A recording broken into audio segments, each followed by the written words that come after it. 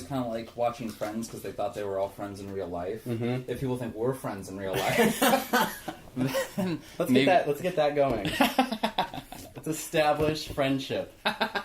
Well, this is X-rated. This is my ex, the big rock star, Ryan Whedon. And this is my ex, the film blogger and ice maker, Matt Fisher. Cheers.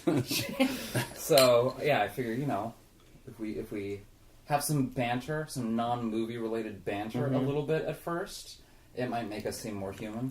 Well, I noticed, actually, in the last one, while I was editing it, that it really takes until the end for it to feel kind of natural. There's a lot of nervous laughter we have going on, and I don't know, maybe some people will think that's charming, but yeah, I agree. I always feel more comfortable listening to one if I know that people are like, just hanging out. Yeah, like I definitely know I had performance anxiety. But yeah, I figure if we just spend like 10 minutes talking about or other movies or just general life stuff, it'll help us ease into the podcast. Yeah, absolutely. Is there anything you want to tell me about your week?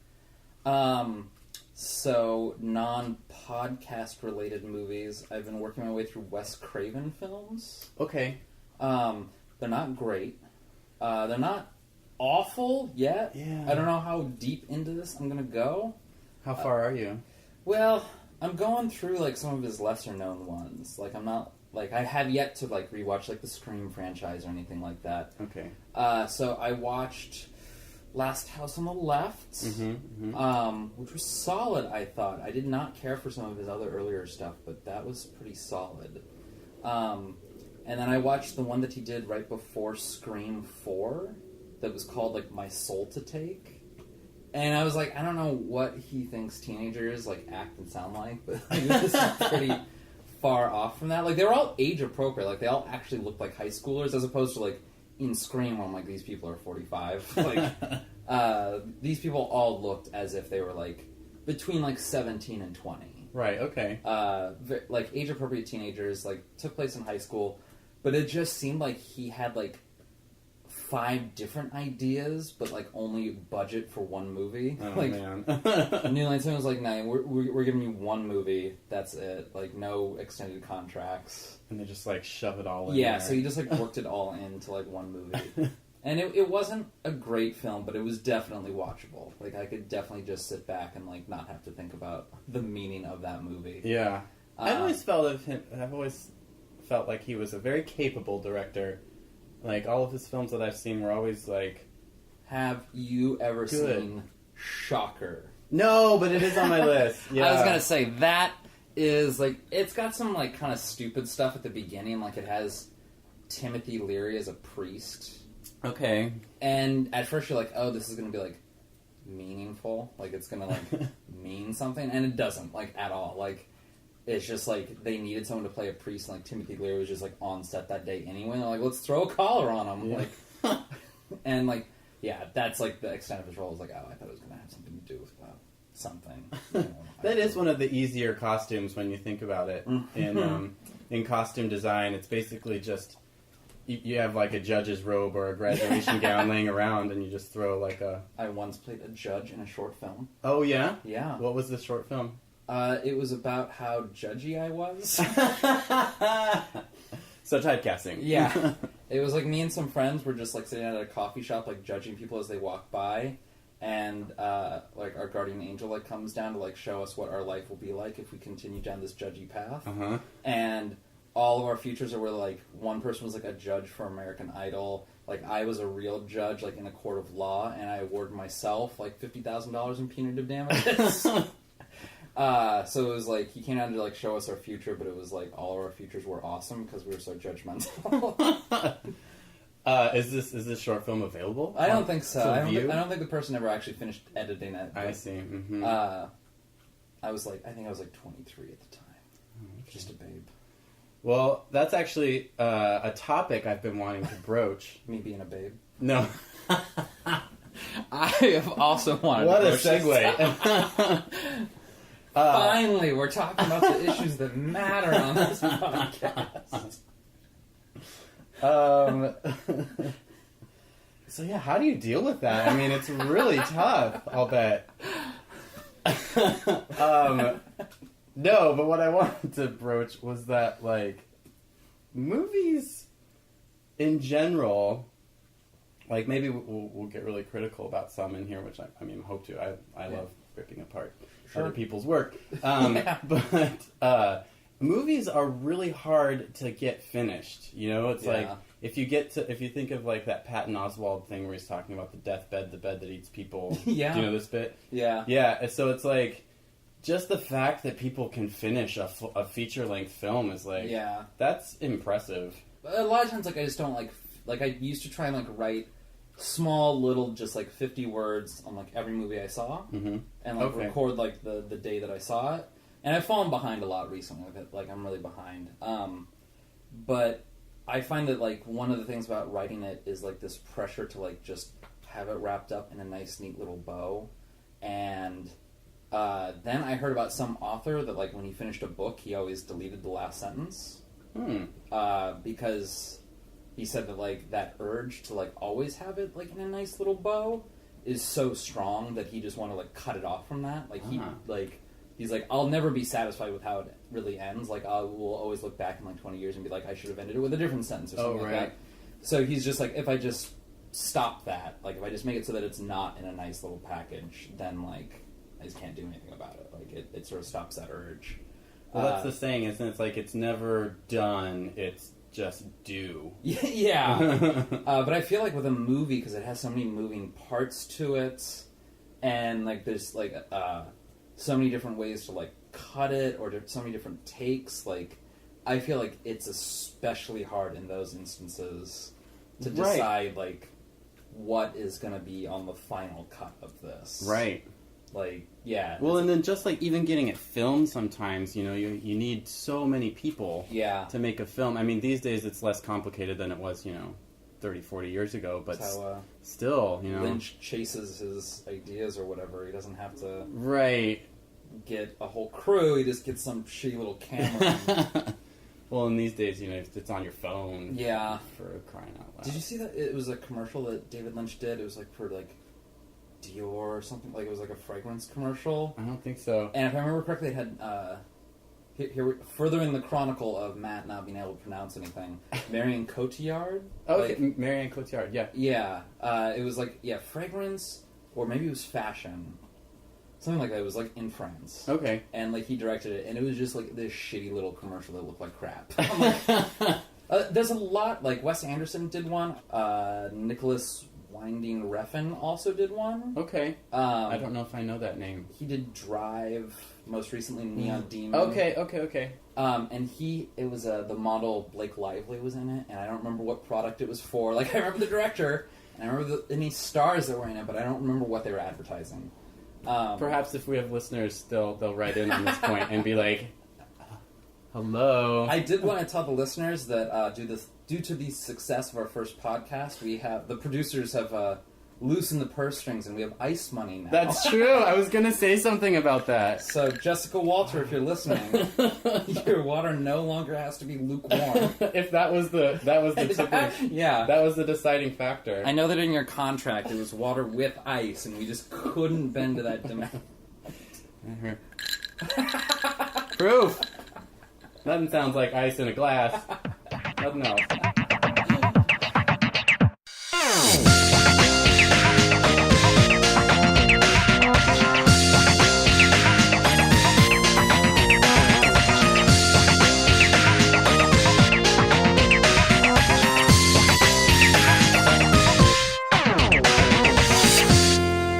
I'm going to introduce the movie. Great. I would love to talk about this with you. Would you really? Yeah, no. Part of me, I was this is just why like, we're doing this. I was like, he's gonna hate this for, like, whatever reason. Like, I can't even fathom, like, why he would hate this. And so I was, but, like, that's all I've been worried about all week. No, are you serious? Yeah. I was like, he's gonna hate it. And Not at all. He's coming over just to break up podcast with me. So, this is only our second episode, but it's our last. because I can't take another recommendation from that. So this week's movie, we are dissecting the camp cult classic, Phantom of the Paradise, directed by Brian De Palma from 1974. This is a personal favorite of mine, and when I found out that Ryan had not seen it, I was shocked and aghast and disgusted, and threw my drink and walked out of the bar, and then walked back in and ordered another drink. The service staff was very uncomfortable and made sure they checked with me, is everything okay? I said, it's fine. Put it on my... So, and I actually, after having watched it, was just as shocked that I hadn't seen it before now. Yes. This movie's completely up my alley. I was going to say, years ago, you recommended me Apple. Okay, well, that came up. I was thinking about that movie a lot in regards to this one. Okay, because, I was like, how, I feel like Apple's, like, step 2 or 3 after Phantom of the Paradise. Yeah, and I actually meant to look that up when that movie came out, but... That was 1980. Okay. Same year as Xanadu, which I feel is also sort of indebted in some ways to Phantom of the Paradise. Yeah. So Phantom of the Paradise is sort of a loose adaptation of Phantom of the Opera, more off the, 40s movie than the actual novel. Right.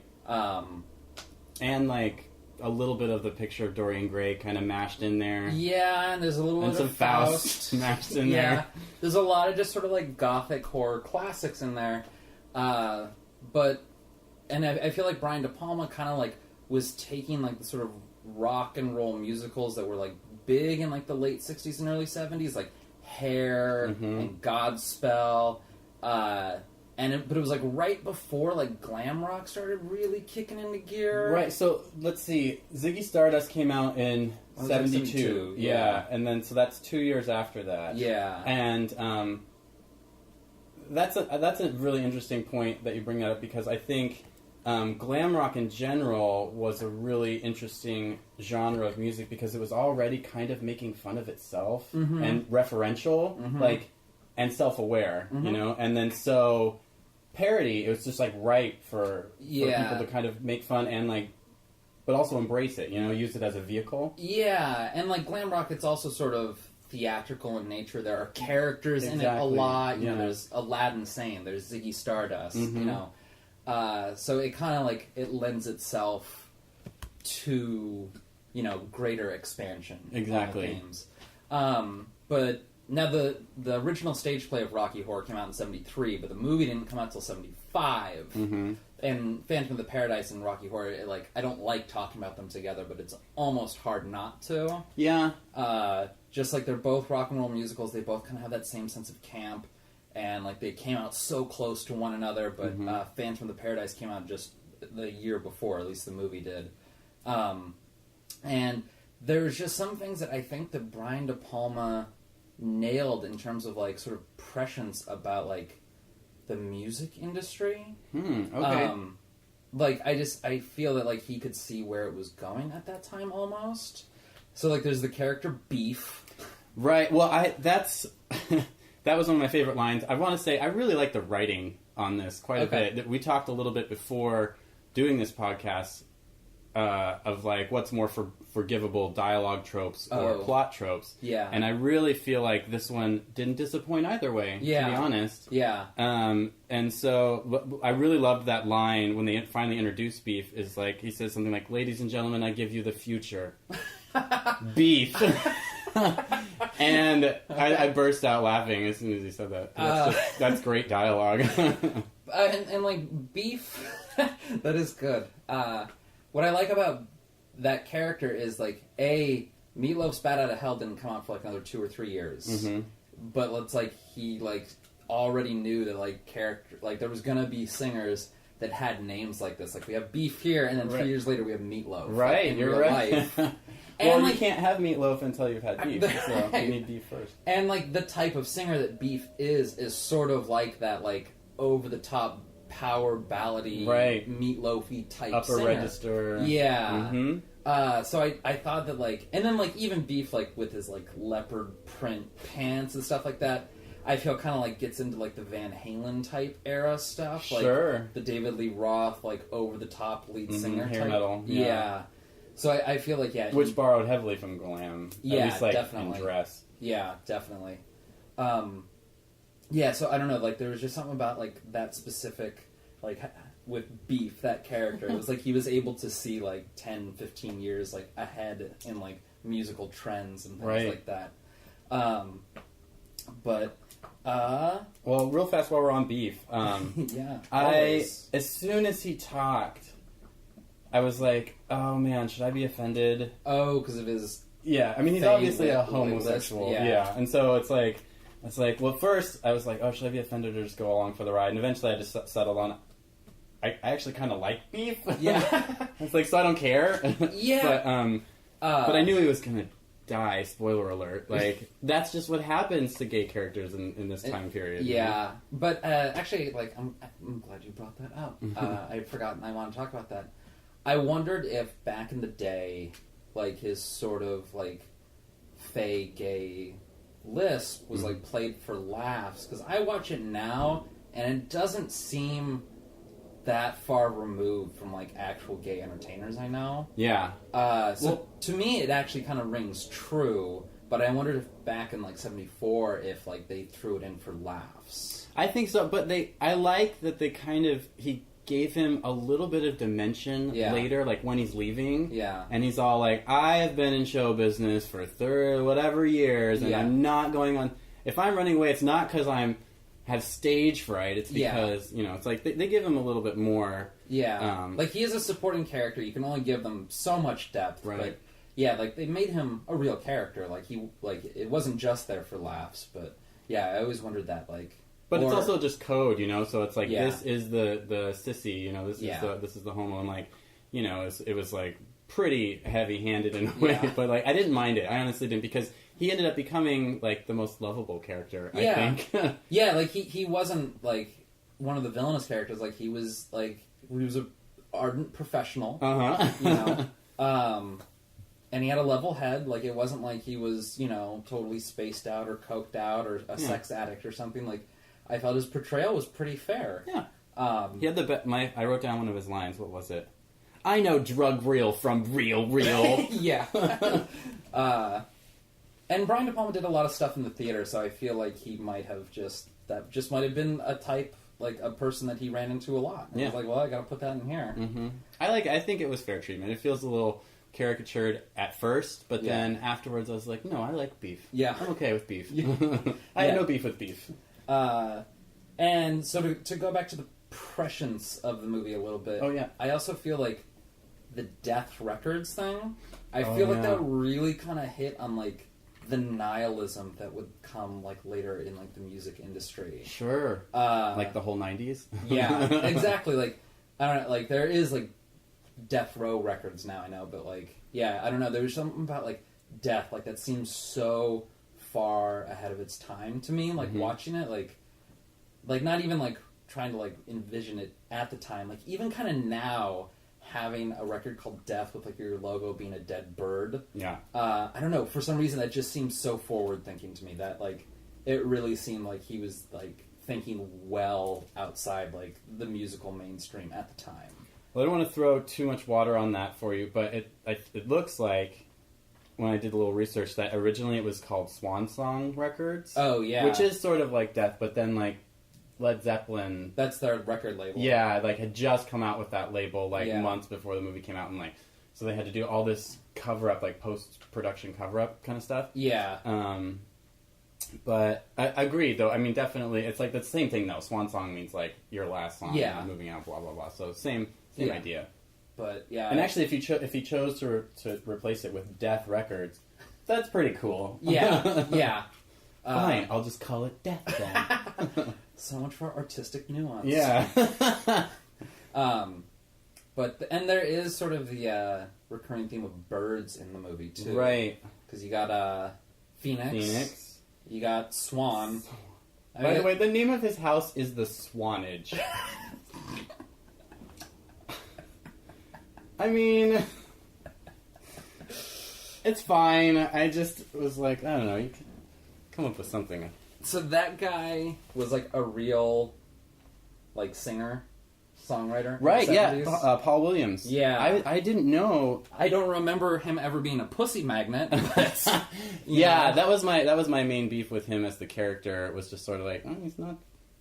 I don't understand. But then I thought about it a little more, and it's like, well, maybe that just speaks to the fact that people are attracted to power, too. And he's definitely like a very powerful. He had that cool demeanor to him, Mm-hmm. That ice cold sort of heartless Hillary Clinton type.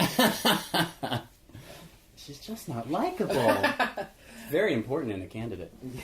Yeah. He wrote. I just want to talk for a second about some of the songs he wrote, because he also did the music for this. Yeah. Paul Williams, and I was really surprised to find out that he wrote "Fill Your Heart," the Bowie song off of Hunky Dory. Did he really? Yeah, with someone else. But that's the only song on that album that David Bowie didn't write, apparently, looks like. He also wrote "We've Only Just Begun" and "Rainy Days and Mondays" by the Carpenters. I knew the two Carpenter songs, yeah. And friggin' "Rainbow Connection" from the Muppet movie. He wrote Rainbow Connection? Yeah, and my favorite from that movie, "Moving Right Along," which is a great song. I might have to rewatch the Muppet movie.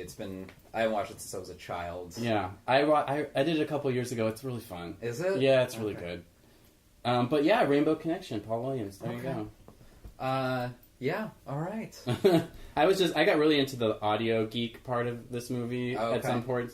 And so, like, when you see him in that, like, pod of synthesizers doing the singing, I, of course, was like, well, is that a real synthesizer? Like, I need to look this up. And in the end credits, they say where it lives. And I looked that up, and it's actually, it's a real synth. It's still around. It's at a place called the Record Plant, which is in Los Angeles. It's a recording studio. And they've named it Tonto, which stands for something new tonal orchestra, something like that. Yeah, and it's featured prominently, this is a really fun fact, in Songs of the Key of Life by Stevie Wonder. Oh, really? Yeah, apparently. That synthesizer is on that album. Wow, look at all the fun facts you're bringing I to know. this. Well, I got into the audio part of it. And that studio, and the studio where he's like sliding the mixers and everything, sliding the sliders in that same scene, saying filters, Dolbys. That is the same studio. That's that actual. What was it called? The Record Plant. Okay. So yeah. Well, that's a lot of fun. Fun facts. There you go. That is fun. Yes. So one of the things that sort of makes this stand apart. It's not like really any other De Palma movie. So it kind of stands out. Like when you're watching a bunch of them, and they're all Hitchcock homages. Like this one kind of like stands out. Right. Going through them. But I gotta say, like, there's still like all these like little De Palma isms throughout the movie. Go on. So he's big into double focuses. Okay.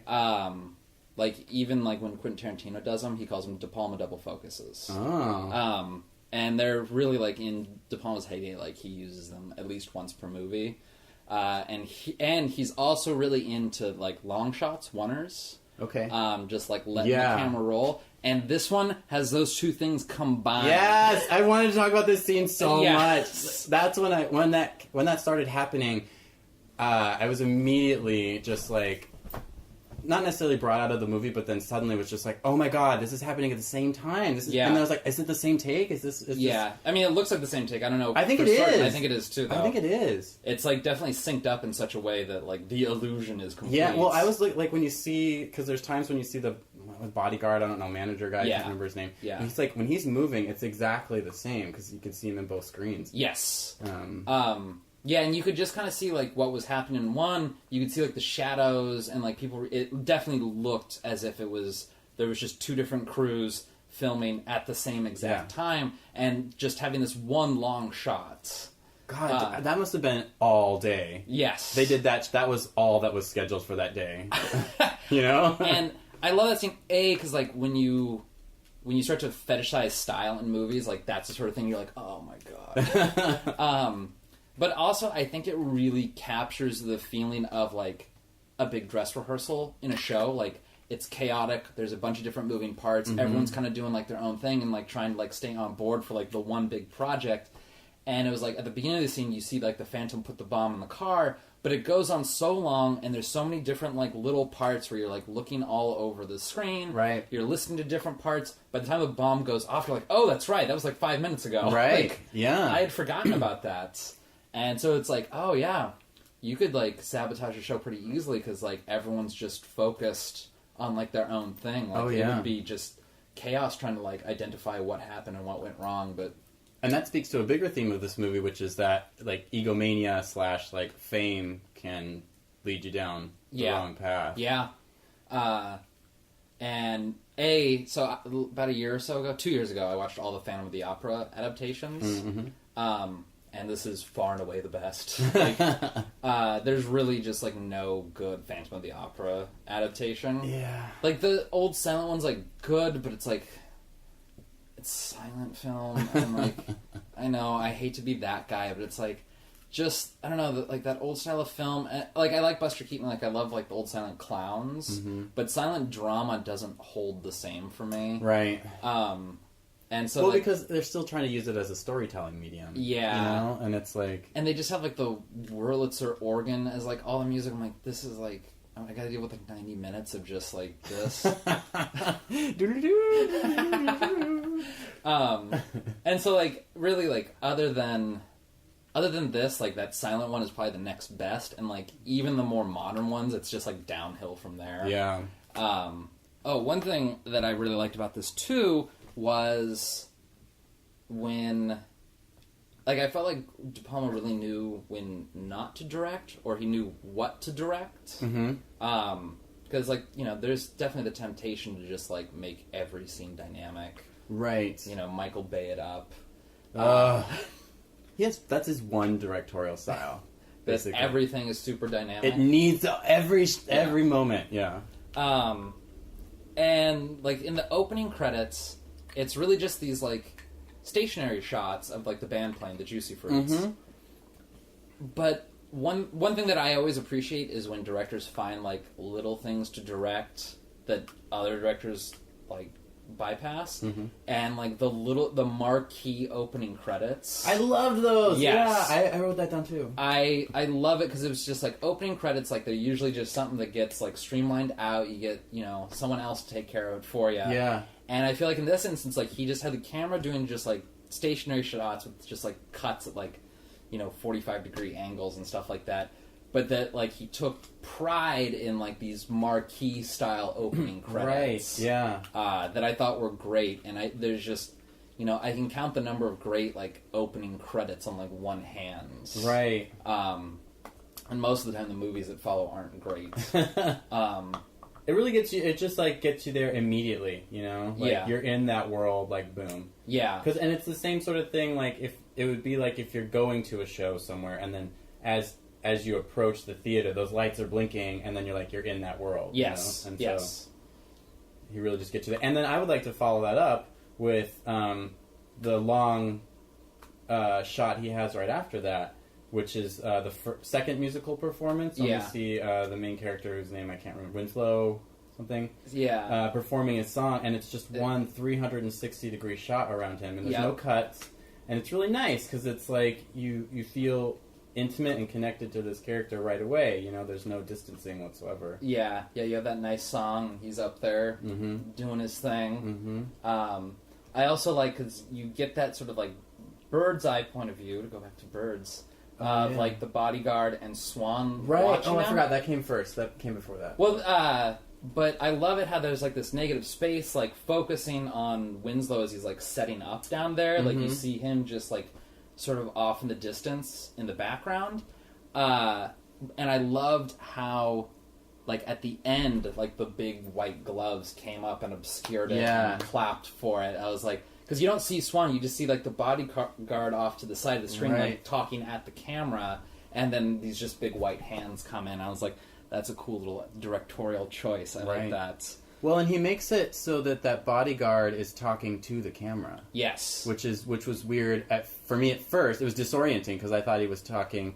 It was like a fourth wall breaking moment. And I was like, is he talking to us? Like, is he like setting the scene kind of situation?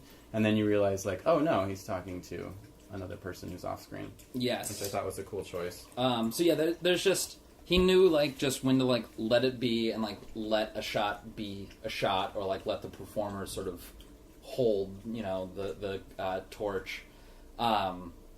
And then he also knew, like, when he's like, okay, I'm going to direct the hell out of this scene. Yeah, we need to make this dynamic. Yeah. Basically, all of Act 3 was that, I felt. Like, just, like, let's cuts and, like, dynamic film work. And Once it gets into, like, the Faustian stuff, I was like, what are we getting into here? Yeah, like, when Swan's like, I'm also under contract, I was like, what does that mean? And then, like, it comes out later, you're like, oh, okay. Mm-hmm. It's a fun twist. That's what I meant about, like, the plot keeps twisting at the end, like, oh, I didn't see that coming, and like he has to, if he kills him, then he's going to be killing himself because he got stabbed. Yeah. And I think that's what they mean in the prologue in that first Juicy Fruit song when they say that's the price you pay for love. Is what I'm assuming. You have to die. I don't know. Yeah. Well, there was something I wanted to bring up here. Just speaking of the Juicy Fruits in general, they're kind of like the Greek chorus of this film. I feel like, because they give you that preview, that prologue, kind of set up what's going on, and then like, because I guess they make 3 appearances, right? Do they? I don't think I ever actually paid attention to the lyrics in that song or in their songs. Well, the first one is like it's basically them like laying out the film, basically. Oh, okay. Yeah, at least I thought so. But then that would make sense. Yeah, but then they give you the like when they're like proto-Gwar and they're like killing audience members. Yeah, and they're kind of commenting on, you know, death and spookiness, I guess. Yeah, I don't know. I didn't think too much about this. I just wrote, are they a Greek chorus? But I guess that leads me into like what's the role of the horror in this film? Like, where does the scary part make this story go further? Do you know what I'm saying? Oh yeah. Like, it's because there's some people who call it a horror movie, and I was thinking, well, I don't know if I agree with that. Yeah, there's definitely like gothic themes, like sort of classic horror themes, like with like the Faust and right. And is he doing a send-up of horror in any way, do you think? Like, I don't know. Like, there's definitely times where, like, I'll watch a Brian De Palma movie and I'm like, I saw that in a shitty slasher movie, like, you know, like 10 years earlier. So it's like, was he also watching that? Or... Oh, my God. Sorry, audience. Matt got a text. I have another fun little fact that I noticed during the credits. Yeah.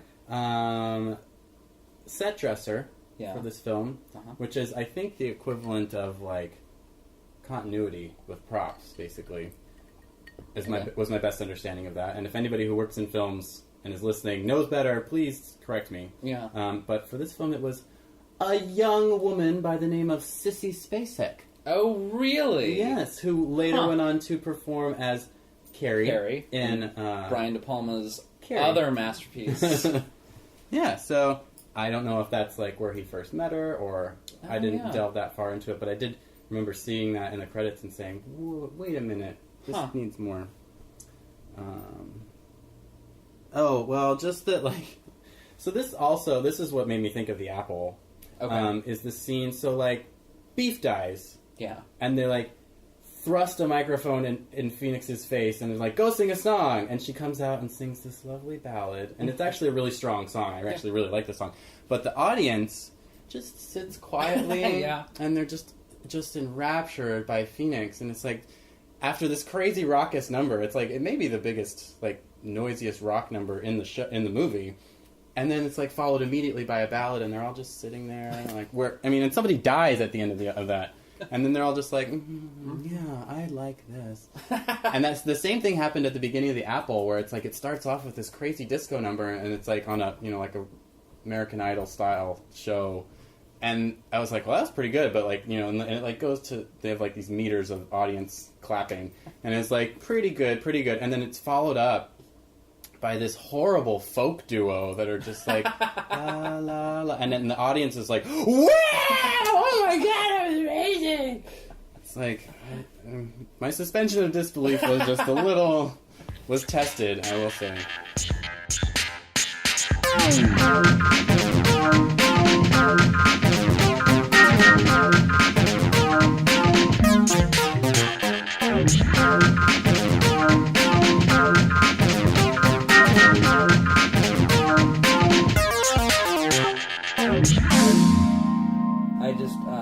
want to say, so for listeners out there that are fans of Phantom of the Paradise or want to check out films that are like Phantom of the Paradise, I would recommend either Apple, which I could see us talking about. That was going to be my challenge, because you had a challenge. Remember you had a challenge last week about the group? Oh, okay. So I was going to say, if we wanted to do that for this one, I would challenge people to watch the Apple. Okay. And see if you can get through it without without any mind-altering substances. Sure. Or, it's sort of a mind-altering substance of its own. Yeah. And then I would say that if you see Phantom of Paradise and you like that style, I would highly recommend Blowout, the other Brian De Palma movie from like '78, I think, with John Travolta. Okay. It is very good. Also has probably the best use of a double focus, like really pushing the narrative along. Like, yeah, it just has like it looks great. Like just the way that it's done, it looks very artistic. But then it's actually like one of the most important plot points in the movie. So it's like you're getting this thing that just like looks great, and you're getting like the juicy part of the plot like all at once. Sweet. So I gotta say, I'm turned on to Brian De Palma now after watching this. Oh yeah. I don't know if I'll be able to sit through his entire oeuvre, as you have Nor mentioned before. should you. It's painful. Nor should you. But yeah, I'm totally into checking out the highlights now. So, sort of an off-topic question. oh yeah. I want to know: do you often cry at movies? Often, no. No. There was a time period where I was a little more susceptible to it. Okay. These days, less so. Although I will say, last week's film, I ended up watching twice, and both times the ending like wrecks me. Really, the dancing? Yeah. Is it just DeBarge? It's the song. It's the swelling of the music. No, I don't know. It has to do with like, I think it's just, well, that film, it was just like release finally from like all this tension, because it's just like tension the whole movie, and then finally we get this like catharsis, you know, and so like I think I just get to breathe along with him or something. But in general, it takes a lot for me to cry these days, and usually if I do, it's from happiness. Like, it's really hard for me to get so sad anymore that I cry at a film. Oh. Yeah. Just no sympathy for others? I don't know. Sadness is such a personal thing, whereas like joy is an empathy, is something I'm more empathetic with. Okay. And so if I'm experiencing great joy, as in like some film, then that's more likely to bring me to tears than some great sadness. I wonder what that says about us. Well, yeah. How about you? What's I yours? find the older I get, the more likely I am to cry at a movie. Oh. Usually if there's company around, I can like keep myself together. But like watching a movie by myself, like I will definitely well up. Just let it go. Yeah.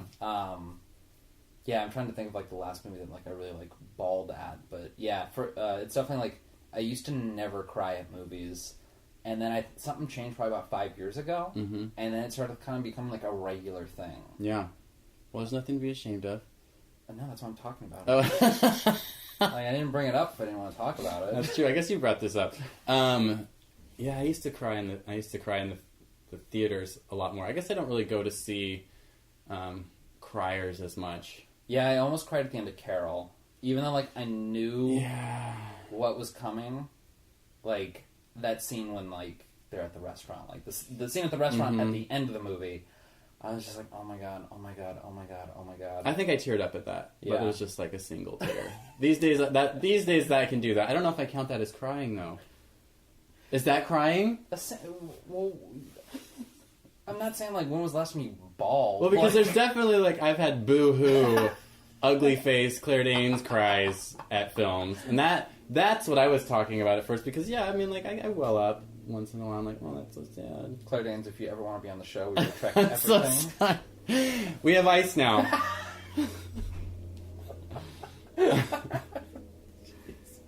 Like I typically hate musicals. Okay. Phantom of the Paradise, of course, excluded. and someone was trying to like prove me wrong. Like, musicals are great. And I was like, okay, well then you're gonna have to sit down and watch one of my favorite musicals. Like, and it was like a big group thing. There was like 6 of us. Okay. And he made me watch Into the Woods, not the new movie version with Meryl Streep. Oh, Bernadette Peters. Yeah. Is the witch. Yeah. And like, it was like 3 hours long. Isn't it like a stage version too? It's not even really a film stage. Yeah. That's always trouble. Yeah. Yeah. And everyone was just like, and then, of course, I put on Dancer in the Dark. Oh, yeah, there you go. So we were drinking for like the full 3 hours of like watching Into the Woods, and then we had like 2.5 hours of Dance in the Dark to go through, and we're still drinking the whole time, and the whole room is crying hard. Like, oh yeah, box of tissues out. Like, yeah, all 6 of us. Well, actually, one person has a heart of stone. Did not care for the movie. The other 5 of us were seriously like blowing noses, crying so hard during that movie. It's so funny because you were talking about movies you cry, and that's the first one actually that came to my mind because I saw it in the theater. I didn't know. You saw it in the theater? I did, yeah. Oh wow! I didn't know anything about it except that Bjork was in a movie, and I was a huge Bjork fan, and so I was like, I must have been like 19 or 20 when it came out, and so I just like went with a friend. I didn't know what was going to happen. I didn't even know it was a musical. I just thought, Bjork is in a movie, I want to see it. And yeah, the last like 45 minutes, me and my friend are just a wreck, and my hoodie, I remember, was just, I didn't have tissues because I didn't think about it. It was just this tiny little independent theater in Tacoma, and I was just like wiping all over my hoodie, and my hoodie was just covered in snot. That's a beautiful story. No, just like the visual of like the physical embodiment of your sadness. So much crying, yeah, so much crying. Oh man, if I ever make a coming of age movie, I'm gonna put that in it. Like, that's just like a good representation of like the physical embodiment of emotions is like right there. That's good. I didn't wash that hoodie for like a day or 2 because I wanted to remember that feeling. Which is disgusting now as an adult, but, you know, it had poetic... I felt like I was being poetic. Yeah, sure. I can kind of see that, too. Show everybody, look how much I cried! That feels good. Oh, next week.